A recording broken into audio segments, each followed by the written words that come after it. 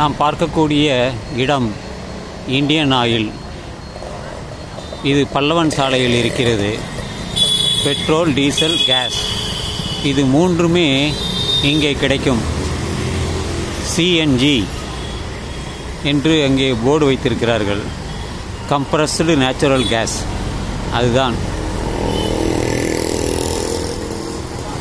ஒரு சில நேரத்தில் இந்த கேஸுக்காக சுமார் ஒரு 50 ஆட்டோ நிற்கும்.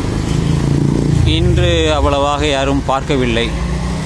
ஆனால் இது இரவு ஒரு 9:30-10 மணி வரைக்கும் இது நடந்திருக்கும், திறந்திருக்கும்.